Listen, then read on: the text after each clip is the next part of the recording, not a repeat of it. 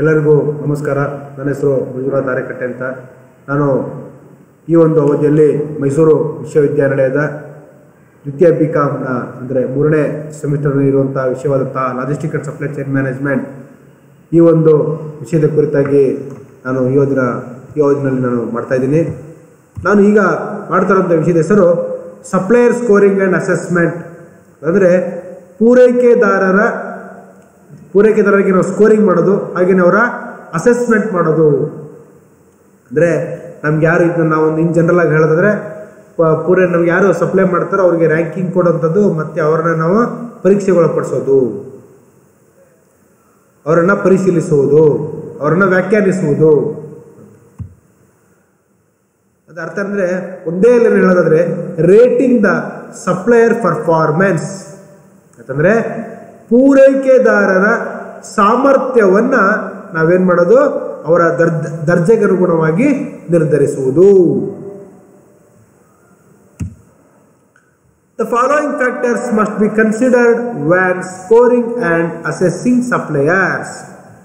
ಈ ಕೆಳಕಂಡ ಅಂಶಗಳ ಆಧಾರದ ಮೇಲೆ ನಾವು ನಮ್ಮ ಸಪ್ಲೈಯರ್ಸ್ಗಳ ಸ್ಕೋರಿಂಗ್ ಮತ್ತು ಅಸೆಸ್ಮೆಂಟನ್ನು ಮಾಡ್ತಾರೆ. ಯಾವ್ದಪ್ಪ ಅಂತಂದರೆ ರೆಪ್ಲಿಶ್ಮೆಂಟ್ ಲೀಡ್ ಟೈಮ್ ಅಂತಂದರೆ ಮರುಪೂರಣ ಸಮಯ. ಎರಡನೇ ಪಾಯಿಂಟ್ ಭಾಳ ಇಂಪಾರ್ಟೆಂಟು. ಏನಂತಂದರೆ ಆನ್ ಟೈಮ್ ಪರ್ಫಾರ್ಮೆನ್ಸ್ ಅಂತಂದರೆ ಸಮಯದ ಕಾರ್ಯಕ್ಷಮತೆ. ಹಾಗೇನೆ ಕಾರ್ಯಕ್ಷಮತೆ ಭಾಳ ಮುಖ್ಯವೇ ಇದರಲ್ಲಿ. ವಿಶೇಷವಾಗಿ ಉತ್ಪಾದನಾ ವಲಯದಲ್ಲಿ ಕಾರ್ಯಕ್ಷಮತೆ, ವಿಶೇಷ ಸಮಯದ ಕಾರ್ಯಕ್ಷಮತೆ ಬಹಳ ಪ್ರಮುಖವಾದದ್ದು. ಯಾಕಂದರೆ ಟೈಮ್ ಮ್ಯಾನೇಜ್ಮೆಂಟು, ಈಗ ಜಪಾನ್ ನೋಡಿ JIT ಅಂತ, ಜಸ್ಟ್ ಇನ್ ಟೈಮ್ ಅಂತ, ಹೇಗೆ ಸಮಯಕ್ಕೆ ಅವರು ಹೆಚ್ಚು ಬೆಲೆ ಕೊಡ್ತಾರೋ ಅಷ್ಟೇ ಅವರು ವೇಗವಾಗಿ ಪ್ರಪಂಚದ ಪ್ರಮುಖ ಒಂದು ಆರ್ಥಿಕ ದೇಶ ಹೊರಹೊಮ್ಮಿದೆಯಲ್ಲ, ಅದೇ ಅಲ್ಲಿರೋ ಕಂಪ್ನಿಗಳು ಹಾಗೇನೆ. ಆದರೆ ಅದೇ ಯಾವ ಒಂದು ಆಧಾರದ ಮೇಲೆ ಅಂತ ಹೇಳೋದಾದರೆ ಅವರು ಸಮಯಕ್ಕೆ ಹೆಚ್ಚಿನ ಒಂದು ಬೆಲೆಯನ್ನು ಕೊಡ್ತಾರೆ. ಹಾಗೆಯೇ ಅದು ಸಮಯದ ಕಾರ್ಯದಕ್ಷತೆ, ಕಾರ್ಯಕ್ಷಮತೆ. ಮೂರನೇದು ಸಪ್ಲೈ ಫ್ಲೆಕ್ಸಿಬಿಲಿಟಿ. ಸಪ್ಲೈ ಫ್ಲೆಕ್ಸಿಬಿಲಿಟಿ ಅಂದರೆ ಪೂರೈಕೆ ಗುಣಮಟ್ಟ.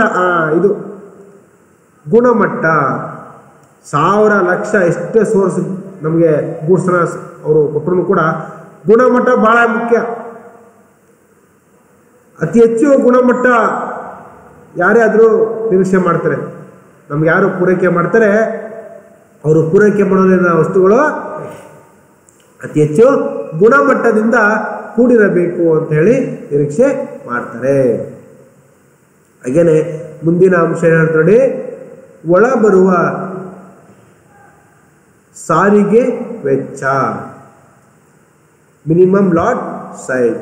ಹಾಗೇನೆ ಸಪ್ಲೈ ಕ್ವಾಲಿಟಿ.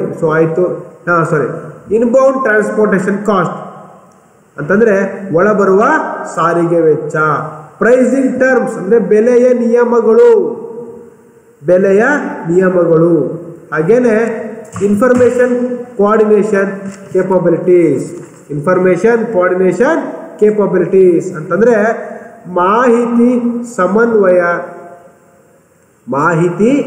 ಸಮನ್ವಯ ಸಾಮರ್ಥ್ಯ. ಹಾಗೇನೆ ಡಿಸೈನ್ ಕೊಲಾಬ್ರೇಟಿವ್ ಕೇಪಬಿಲಿಟಿ ಅಂತಂದರೆ ವಿನ್ಯಾಸ ಸಹಯೋಗ ಸಾಮರ್ಥ್ಯ. ಅದಾದಮೇಲೆ exchange rate, tax and duties ಅಂತಂದರೆ ವಿನಿಮಯ ದರ, ತೆರಿಗೆ ಮತ್ತು ಕಸ್ಟಮ್ಸ್ ಡ್ಯೂಟಿ ಅಂದರೆ ಇನ್ನಿತರ ತೆರಿಗೆಗಳ ಕುರಿತಾಗಿ ಅದನ್ನು ಕೂಡ. ಹಾಗೇನೆ ಕಡೆಯ ಪಾಯಿಂಟ್ ಏನಂತಂದರೆ ಸಪ್ಲೈಯರ್ ವಯಬಿಲಿಟಿ ಅಂದರೆ ಪೂರೈಕೆದಾರ ಕಾರ್ಯಸಾಧ್ಯತೆ.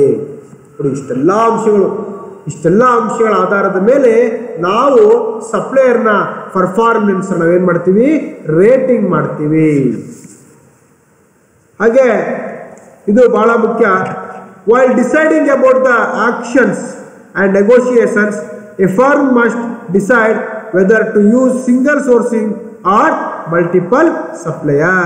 ಅಂತಂದರೆ ಹರಾಜು ಮತ್ತು ಮಾತುಕತೆಗಳ ಬಗ್ಗೆ ನಿರ್ಧರಿಸುವ ಏಕಮೂಲ ಅಥವಾ ಬಹು ಪೂರೈಕೆದಾರರನ್ನು ಬಳಸಬೇಕೇ ಎಂದು ಸಂಸ್ಥೆಯೇ ನಿರ್ಧರಿಸಬೇಕು. ಕಡೆಯದಾಗಿ ಅದರ ಕನ್ಕ್ಲೂಷನ್ ನಾನು ಹೇಳೋದಾದರೆ different factors must be considered when scoring and assessing suppliers in supply chain management. ಅಂತಂದ್ರೆ ಈಗ ನಾನೇನು ವ್ಯಾಖ್ಯಾನ ಮಾಡಿದೆ ಒಂದಷ್ಟು ಅಂಶಗಳನ್ನ, ಈ ಅಂಶಗಳ ಹೊರತಾಗಿ ಮತ್ತು ಒಂದಷ್ಟು ವಿಭಿನ್ನವಾದ ಅಂಶಗಳ ಆಧಾರದ ಮೇಲೆ ನಾವು ಪೂರೈಕೆದಾರರನ್ನ ರೇಟಿಂಗ್ ಆಧಾರದ ಮೇಲೆ ಅವ್ರನ್ನ ನಾವು ಅವರ ರ್ಯಾಂಕ್ ಅನ್ನು ನಿರ್ಧಾರ ಮಾಡಬೇಕು, ಅವರ ಗ್ರೇಡ್ ಅನ್ನು ನಾವು ನಿರ್ಧಾರ ಮಾಡಬೇಕಾಗುತ್ತೆ. ನನ್ನ ಮುಂದಿನ ಅವಧಿಯಲ್ಲಿ ಮತ್ತೊಂದು ಅಂಶದೊಂದಿಗೆ ನಾನು ಬರ್ತೀನಿ. ಅಲ್ಲಿವರೆಗೆಲ್ರಿಗೂ